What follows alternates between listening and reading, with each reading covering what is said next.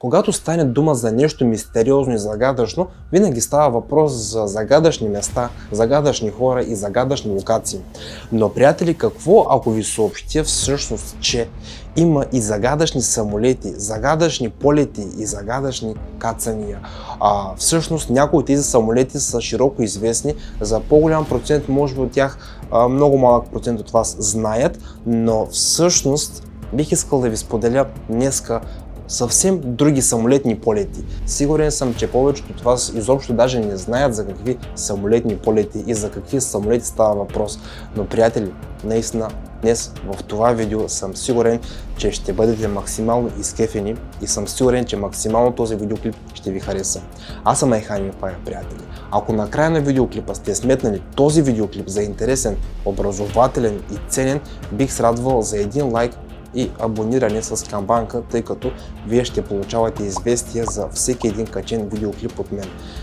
Нека да спрем до тук, приятели, и да започнем видеоклипа. Желая ви приятно гледане. Какво се е случило с най-известния полет през последните 10 години? Какво е било последното съобщение на самолета, изчезнал през 40-те години на миналият век? В това видео ще ви разкажа за най-загадъчните случаи на изчезнали полети. Приятно гледане, приятели! Лека нощ. Точно тези думи са били последните, които са били изречени от полет MH370. Какво се е случило след това и как завършва тази история, предстои да разберете. Повярвайте ми, ще бъде много интересно. На 8 март 2014 година е планиран един полет от Куала Лумпур до Пекин.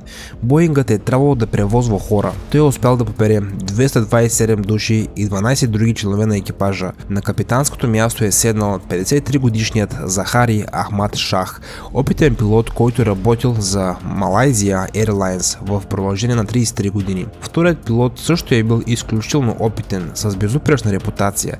Накратко, това е било сигурен полет, при който не би трябвало да се случи нещо странно, и е било така. Самолетът се е издигнал в небето и е взел необходимата ивица във въздуха. Изглеждало е, че всичко е наред. Летял е спокойно и не се е тревожил за нищо, но са минали само 40 минути и след това Боингът е трябвало да влезе във въздушното пространство на Виетнам. Пилотите му са казали лека нощ на диспетчера и не са осъществили повече никакъв контакт. Освен това, както са споделили диспетчерите, няколко минути след това странно съобщение, транспондерните устройства на самолета са се изключили, предавайки информация на наземните служби за местоположението и скоростта на самолета. Това е било много тревожен знак, който е сигнализирал, че нещо не е наред с самолета. Транспондерите не излизат от строя просто така. Те или се изключват от човек, или се изключват сами при някакъв сериозен инцидент на борда. Изглеждало е обаче, че това не е било нито първото, нито второто. Пилотите, както казах, били с безупречна репутация и не били докладвани никакви происшествия. Изминали са около 20 минути и виетнамските служби са се опитали отново да се свържат с превозното средство, но не са получили отговор. След това самолетът е започнал да се отклонява от маршрута си, правейки ляв завой, сякаш е възнамерявал да се върне в Малайзия. А след още половин час Боингът отново е направил ляв завой и се е насочил на северо-запад. Какво се е случило с самолета в този момент и кой го управлявал, и защо хората са спрели да се свързват помежду си, въпреки че са продължили да контролират Боинга? На всички тези въпроси все още няма ясен отговор. Единственото, което разследващите са успели да установят, е, че след навлизането в мъртвата зона, лайнерът е бил във въздуха около 6 часа. Те са успели да разберат това от състоянието на двигателите, които са продължили да предават информация към земята. Веднага след като тази следа е изчезнала обаче, хората престанали да гадаят за съдбата на самолета, или е паднал в океана, или е бил отвлечен. Може би е попаднал във времева примка или е срещнал извънземни. Имало е, меко казано, огромен брой теории по този въпрос, но нито една от тях не може да обясни уверено цялата хронология на събитията. Известна светлина върху тази история е била възможно да се хвърли едва една година и половина по-късно, когато хората са намерили част от крилото на Боинга на остров Реюнион. Между другото, той се намирал на 4000 км западно от предполагаемото място на катастрофата. Някои неща са били изяснени, например, че не би могло да става дума за пожар, но и самоубийство от страна на пилотите също е трудно да се повярва. И е малко вероятно самолетът да е бил отвлечен от някой от пътниците. Досиетата им са проверени многократно и никой от тях не е бил замесен в нещо лошо. Забранена организация също не е поела отговорност за отвличането на самолета. В крайна сметка този полет е остана загадка, която едва ли някога ще бъде разгадана. Следващата история, за която ще стане дума, не е световно известна, най-емблематичната и така нататък. Въпреки това, сред любителите на най-странните и мистериозни, тя определено е на първо място в списъка. Изчезването на самолет привлича вниманието заради посланието, което е оставено от борда на самолета. Но дори да е така, никой не е можел да разгадае значението му досега. Всичко започва през август 1947 година, когато самолетът на британската компания напуска Буенос Айрес и се насочва към Сантяго. На капитанското място седял човек, който бил участвал във Втората световна война и също така бил удостоен с много награди. Никой не се е съмнявал в честността и добрите му намерения, дори пътят им да се окажал трънлив и изпълнен с трудности. И никой не се е съмнявал, че ще се справят с обичайния маршрут. Трябвало е само да се изкачат на нужната височина, да прелетят над планинската верига на Андите и да каснат в чилийската столица. Но веднага, щом самолета е изминал точно половината път, започнали да се случват първите странни неща. От самолета е дошло съобщение. Диспетчерът го е видял за първи път и е помислил, че пилотите са направили грешка и ги е помолил да повторят съобщението. Било е повторено отново. От този момент нататък е било твърде късно да се изяснява какво дори да е било. Транспортният самолет е изчезнал завинаги от радарите и с него никога не се са свързали. На летището в Чили, разбира се, също не се е приземил. Веднага след като новината се разпространила, започнало масирано издирване. Хората изследвали цялата планинска местност, търсейки дори и малка частица от останките, но не са били открити никакви следи от катастрофата, никакви човешки останки, изобщо нищо в нито една част от транспорта. Пълно мълчание по отношение на разследването се е пазило в продължение на около 50 години. Експертите успели да идентифицират останки като части от самолет, изчезнал през 1947 година, но дори и при това положение не може да се каже, че става дума за обикновен инцидент. Не са наблюдавани никакви технически неизправности. Пилотите са мълчали. Оборудването е работило безпроблемно. Толкова много въпроси, но толкова малко отговори. Но не винаги големият и скъп самолет е този, който изчезва от радарите. Понякога обикновена лодка с 5 непознати хора може да изчезне от радарите, но самият факт как изчезва и че никой няма да я намери дълго време е изненадващ и повдига въпроси. В един слънчев следобед през 1979 година 5 възрастни мъже тръгват по посока на Хавайските острови, като искат да отидат в открито море и да ловят риба. За това начинание те вземат назаем лодка, наречена Сара Джо. Всички необходими съоръжения отплавали далеч от брега и никога повече не ги видели. Първо и най-важното предположение по тази тема е потенциалната буря. Мъжете изчезнали в морето около 10 часа и разбира се по-късно се е разраснала силна буря.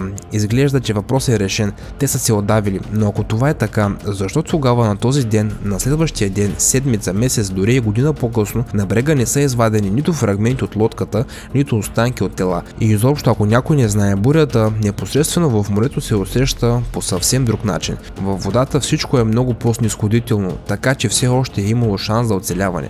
Освен това, мъжете са били отлични пловци и опитни рибари. Със сигурност са щели да измислят нещо, но докато е минало времето, съдбата на транспорта и впечатления екипаж е оставал неизвестен. Всички са смятали, че изчезването им е една от многото морски трагедии, които не се различават от останалите, но близо 10 години по-късно историята придобила нов изненадващ обрат. През 1988 година биологът от Националната служба за морски риболов Джон Уотсън случайно открива на един от островите самата лодка, за която се носят легенди. Тя се е намирала на 4000 км от предполагаемото място на катастрофата. За да се разберем, че става дума за същата лодка, било е възможно да се регистрира номерът, който по чудо е оцелял, или не по чудо. Малко вероятно е лодката да се преобърне, тъй като тя ще се върне на брега. Нортън и колегите му щателно претърсили лодката за всякакви следи, но уви, тя е била празна. Но точно до лодката те открили нещо, което е шокирало всички. На няколко стотин метра от Сара Джо те открили примитивен дървен кръст, стърчащ от купчина камъни. Разкопали гроба, взели ДНК проба, изпратили я за изследване и чудо! Оказало се, че това е ДНК на един от 5 загинали. Но как е възможно това? И кой е погребал този човек? И най-важното, къде са останалите? Имаме още една неразгадана загадка. Този път е свързан с цял кораб, който за времето си е бил един от най-модерните. Наричал се е Копенхаген. Това е столицата на Дания. Построен през 21 година и по това време, както казах, е бил най-съвършеният кораб в света. Корпус от високоякостна стомана, оборудван с всички последни нововъведения на техническата и инженерната мисъл. На борда е имало електроцентрала, а всички задвижвания са били електрически. Освен това, ветроходът е разполагал с модерна градинска радиостанция, много мощна и с голям радиус на покритие. Този плавателен съд бързо се е превърнал в учебен и производствен кораб и се е използвал главно за превоз на големи и насипни товари. Няма и 10 години по-късно транспортът е бил плавал навсякъде, където може да си представите. Абсолютно във всички океани с изключение на Северния ледовит океан. Всеки искал да се качи на борда като стажант, така че скоро съотношението между професионалисти и стажанти е станало 1:4, т.е. 20% професионалисти и 80% стажанти. Приблизително същия екипаж се е отправил на друго плаване от Аржентина до австралийското пристанище Мелбърн. Всички курсанти са получили своите задачи и за голямо щастие всеки един от тях се е справил отлично. Всичко е вървяло както обикновеното. Старшините са се свързали с брега и са докладвали, че всичко е наред. Това съобщение от 21 декември 28 година обаче е било последното. Никога повече не са осъществили контакт и не са пристигнали в Мелбърн. Когато крайният срок е изтекал, датчаните подали сигнал за тревога. Започнало е мащабно разследване. Как е било възможно да се загуби такова велико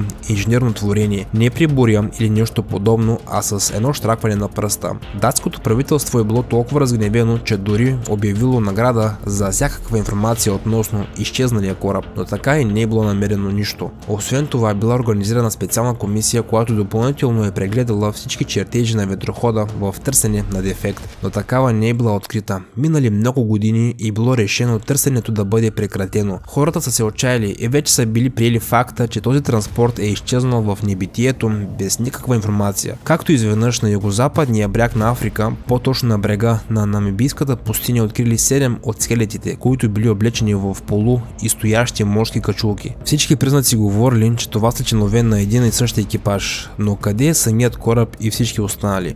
Подробности по темата много скоро са се появили от думите на учените. Когато се връщали от брега, където намерили скелетите, те едва не са се блъснали с кораб призрак, на който ясно се е загатвало името Капхан. Въздихнала теория, че корабът е бил превзет от зъл дух от онези, които са отказали да му се подчинят.